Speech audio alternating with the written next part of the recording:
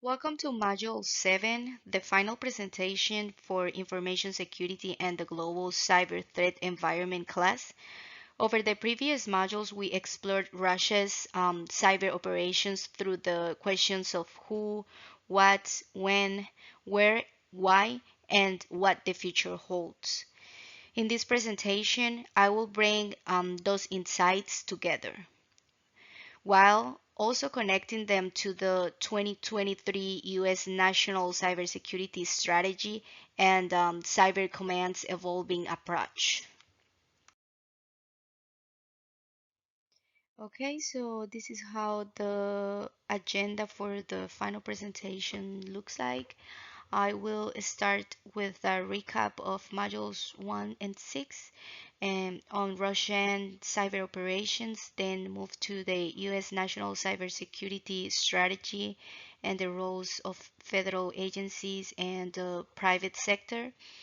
Next, I will cover Cyber Command's persistent engagement, followed by ethical and legal issues, Russia-US comparison on, and finally, for the last, I will cover future challenges, recommendations, and conclusion. In Module 1, we examined the WHO of Russian cyber operations, the GRU Sandworm Unit, APT 28, and the FSB are central, but they are supported by patriotic hackers, cybercriminal groups, and even private military companies. This ecosystem makes attribution difficult while expanding the reach of operations. The result is a deniable but powerful force that has carried out attacks from the 2016 US election interference to Ukraine's power system disruptions. Module 2 focused on the what. Russia's motives in cyberspace are rooted in security concerns about NATO, the pursuit of economic leverage, and the control of information narratives. Cyber tools are considered cheap but extremely disruptive, making them an attractive alternative to traditional warfare. We see this in APT 28 long-running espionage campaigns, which combine data theft with disinformation to maximize political and strategy impact. In Module 3, we explored the when. Timing is a critical element of cyber operations. Russia's attacks are often coordinated with military or political crises, such as Estonia in 2007, Georgia in 2008, and Ukraine in 2014. The 2016 US election hacks were timely planned to maximize division during a critical moment. In the ongoing war with Ukraine, thousands of incidents happen annually, showing cyber as a permanent battlefield. Module 4 addressed the where. Russia has consistently targeted critical infrastructure, elections, and media systems. Ukraine has served as a testing ground, with blackouts in 2015 and 2016 caused by cyber attacks on the power system. The NotPetya attack in 2017 began in Ukraine but spread worldwide, damaging logistics and finance. Russia has also interfered in Western elections and targeted U.S. essential infrastructure, demonstrating its global reach. Module 5 asked the question why. Cyber operations give Russia strategic leverage.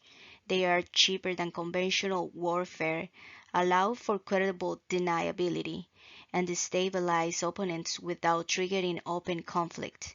The goal is power, whether punishing adversaries like Estonia, intimidating populations in Ukraine, or undermining democratic trust in the US. Russia uses cyber to weaken stronger enemies and strengthen its own influence. Module 6 looked to the future. Russia's cyber campaigns are expected to grow more sophisticated, incorporating artificial intelligence for disinformation and exploiting supply chains for persistent access. With most infrastructure owned by the private sector, these risks extend far beyond government systems. Addressing future threats will require stronger alliances, shared intelligence, and collaborating between governments and industry partners worldwide. The 2023 National Cybersecurity Strategy strengthens resilience by defending infrastructure, disrupting threats, and promoting global cooperation. It shifts towards a proactive regulatory approach, bringing together government, industry, and allies. The focus is on protecting critical systems, ensuring public safety, and modernizing defenses while reinforcing deterrence. Agencies play distinct roles in this strategy. CISA protects infrastructure, FBI and DOJ investigate, and NSA and DOW handle military operations, and DHS manages sector risk. The private sector owns most infrastructure, making partnerships essential. Companies like Microsoft and Google often defect nation state campaigns first, highlighting the need for close cooperation. Cyber Command's new approach. US Cyber Command has also shifted its strategy. Its doctrine of persistent engagement means continuously disrupting adversaries rather than waiting for attacks to happen. The Hunt Forward mission sends cyber teams to allied countries to identify threats at their source. These proactive strategies are designed to strengthen deterrence, protect US systems, and reinforce international cooperation in cyberspace. But these approaches raise ethical and legal issues. Persistent engagement risks are viewed as offensive, raising independence concerns abroad. There's also the danger of escalation if operations are misunderstood. Legal frameworks are often slower than technology, creating gray areas in international law.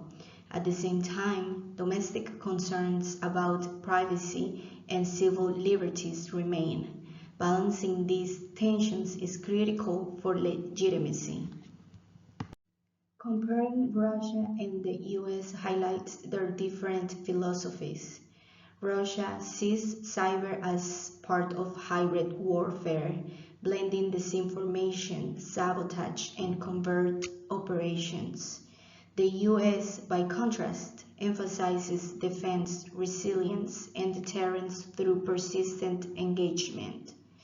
Both use state and non-state actors, but their goals diverge. Russia seeks disruption and influence, while the US seeks stability and security.